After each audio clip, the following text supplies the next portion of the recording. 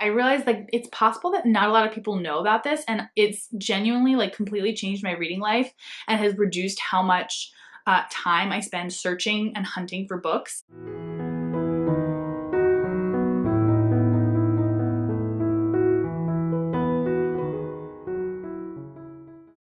Hello, my name's Ketevan. Welcome back to my channel. I'm going to be doing a little bit of a different video this week, kind of more of a tutorial actually, which I hope maybe is appreciated, but just from like my everyday life and sort of just like, I don't know, like from what people are saying on YouTube when they talk about like libraries and like finding books and things like that, I realized like it's possible that not a lot of people know about this, and it's genuinely like completely changed my reading life and has reduced how much time I spend searching and hunting for books and looking them up and figuring out where I can get them from and things like that.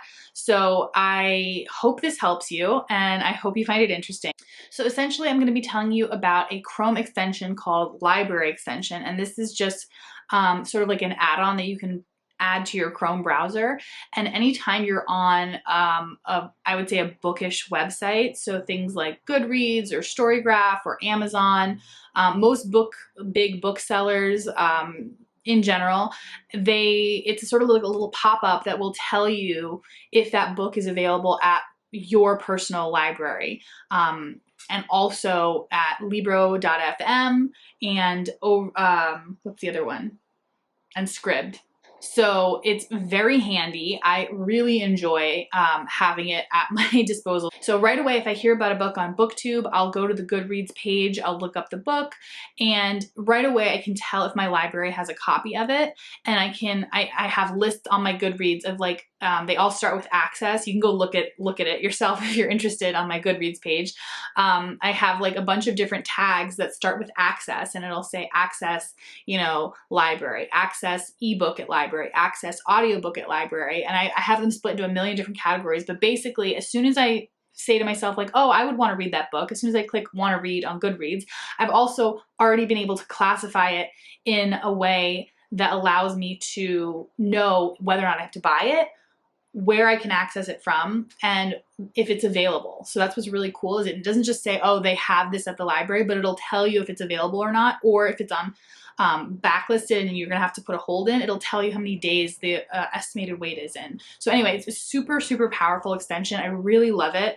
The only the only thing that sucks is it doesn't work on an app or like on mobile. You have to be on a desktop computer. So when I'm like out and about, this is one of the reasons I don't like book shopping in person, like on a whim, because I'll see a book and I'll be like, wow, that looks so great. And then I can't like instantly see if my library already has a copy.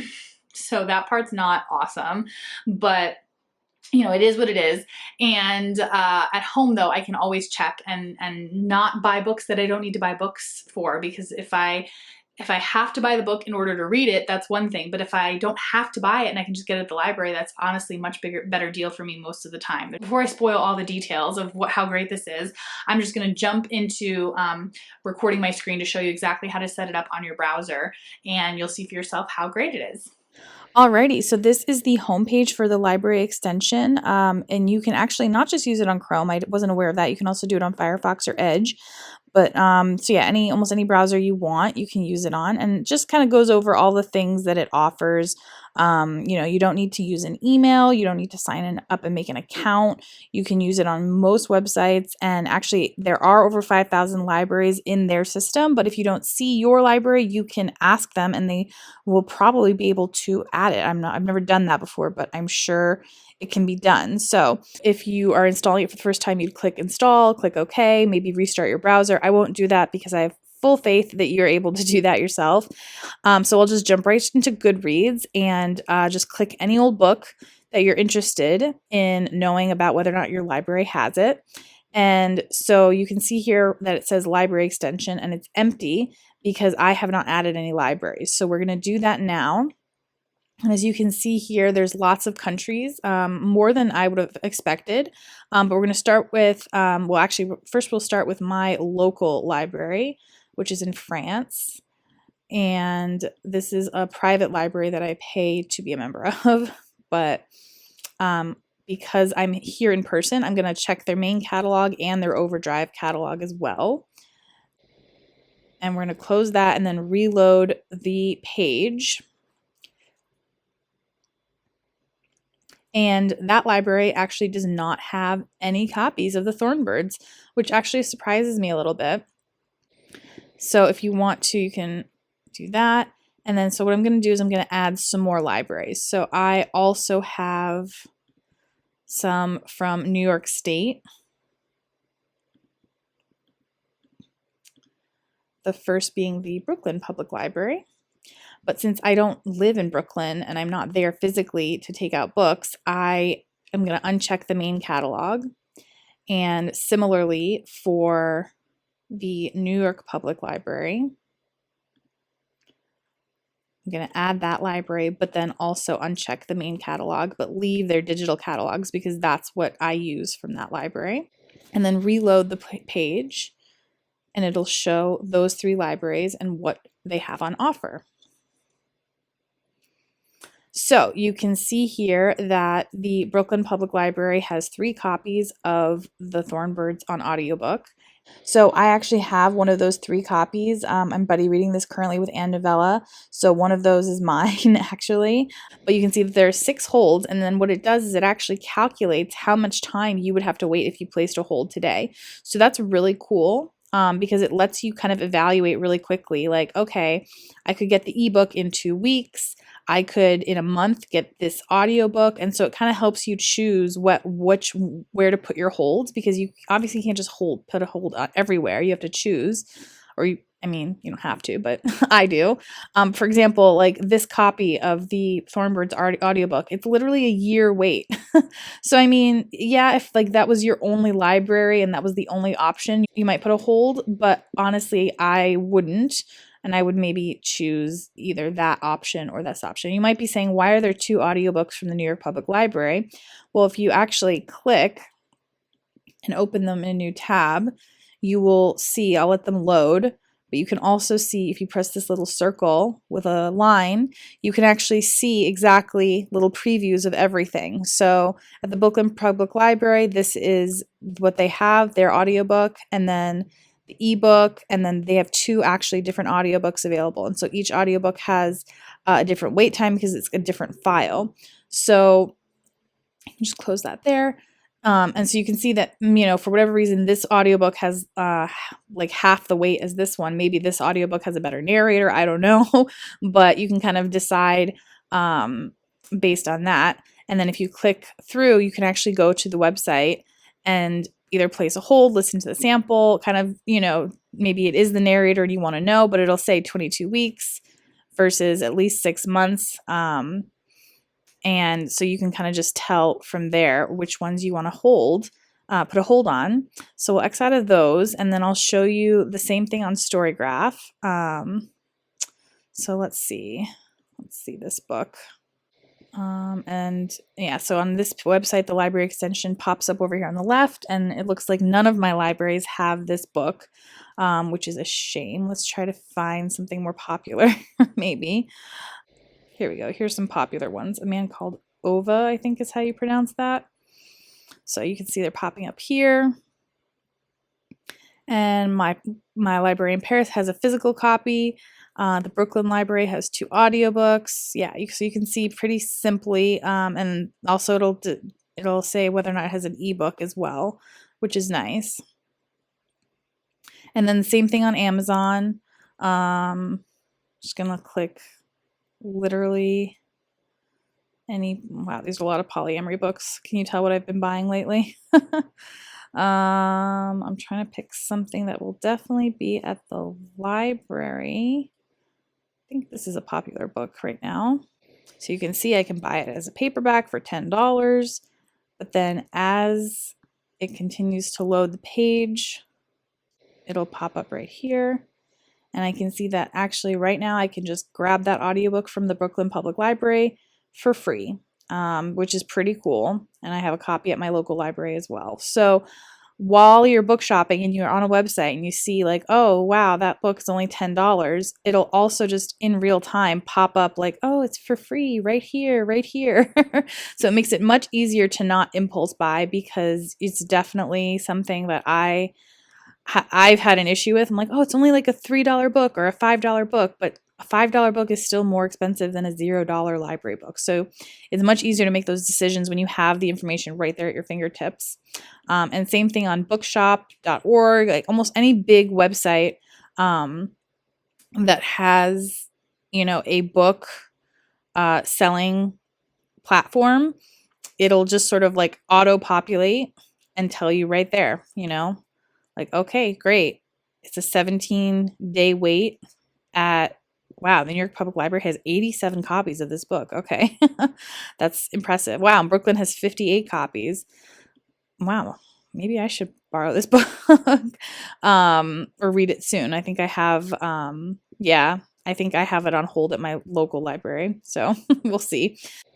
So the other thing I wanted to show you, and just to be wary of, especially if you read a lot of translated literature, for example, Anne just rated this latest book by Mariana Enriquez, and she rated I know she didn't read it in Spanish. I think she read it in Dutch, but this is like the Spanish listing of the book. And once I click it, it'll show the Spanish version only. So it's looking by the title of the book. So the New York Public Library has an ebook of it in Spanish, but if I want to see it in a different language, so this is the English version. It was just published, I think this month. It was released. It was released like literally. Oh, it's not even released. It's released in like 4 days in English. It was originally published a few years ago, but the translation didn't come out yet. So you can see here that my library doesn't have any copies, which makes sense because it's not released yet. But when it is released, it'll show up here only when you're on the proper translation or version of the book that you're looking for. And so sometimes this can be tricky. For example, for classics, like compendiums and things like that, won't necessarily bring up the book. A really good example is so I was reading Family Ties by Clarice Lispector. I checked Goodreads, and none of my libraries had an audiobook because I had a physical copy.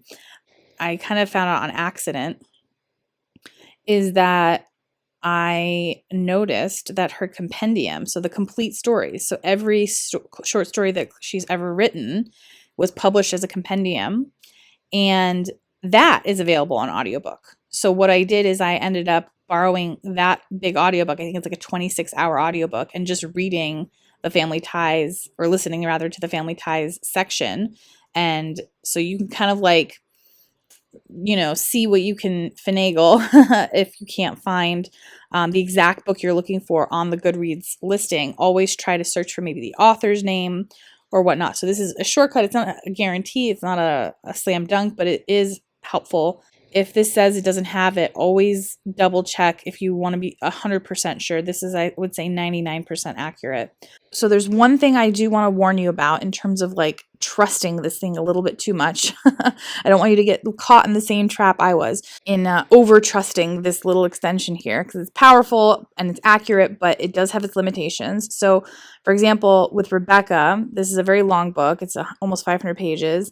I'm reading that this month for a book club, and it's long, and I didn't even think anything of it because I said to myself, like, oh, Scribd has the audiobook, so I don't need to worry about all these holds from my library because Scribd has the audiobook. However, if you actually click through, you will make the mistake, I should say you won't make the mistake I made, and realize like, oh, you only have an abridged audiobook. A 5-hour audiobook is not a 500-page book. This is abridged. It's not labeled abridged anywhere, but it is. So unfortunately, make sure if you are saying to yourself like, oh, I don't need to buy it, I don't need to put a hold on the library because Scribd has it or whatever, make sure that that's actually the copy you want before making that choice. So lesson learned on my end, and hopefully you don't need to learn the lesson in any other way other than watching this video. Another thing, especially with other language translations, it is tricky. Some books, maybe, is it only French books that do this, but they don't bother to translate the name. They just keep the name as is. So it's very hard to tell what is the original title versus what is the translation. And so you can see here that the Brooklyn Public Library has an audiobook, and I thought, great, it's an audiobook, but if you actually click through, it's the audiobook in French. And then same thing with Scribd. If you click through, you actually can first very clearly see that, like, okay, the description is, I'm guessing, in some sort of Nordic language based on the lettering, but it's definitely not in English, but you would have no idea otherwise. It doesn't say anything in terms of the language. And then the second audiobook option from Scribd, it's written in English, the description, but then if you actually click listen now and you start listening to it, Nachwort von Sibylle Berg. so you can basically tell that's not English, but there's nothing in the description on their website or in the Goodreads that would let you know that that is the case, because the title in all these languages is still Bonjour Tristesse. So it's really, it's pulling the name from the catalog, but it's not necessarily analyzing what language it's in, if it's abridged, if it's translated or not. Like, all that stuff is sort of like not really analyzed. So be careful when making your choices and your decisions, because that can happen sometimes. So don't get caught up in trusting this too much as an extension. I just wanted to add that in because, hard lesson to learn. So the other really cool thing, aside from, these are my libraries that I have access to all the time, but what you can do is you have all these. I wish I could make this bigger to show you better, but you can see down here at the bottom, you can add Hoopla, Open Library, NLS Bard results, Anyplay.fm, Libro.fm, Scribd, and Bookmate. I don't know what the majority of those are, but I do have a Libro.fm account and I do have a Scribd account. So I can just add those and then reload the results.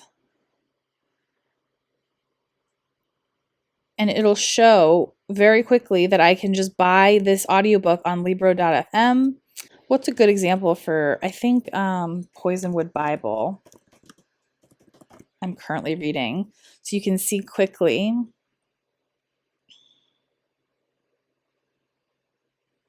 So yeah, you can see that my library has a physical copy, an ebook, Libro.fm lets me buy the audiobook, and Scribd has both an ebook and the audiobook. So for my situation, I prefer audio, and so I would go to Scribd for the audiobook because I can get that as part of my monthly subscription rather than Libro.fm. That's spending a credit. So it lets me make like book purchasing and borrowing decisions very quickly.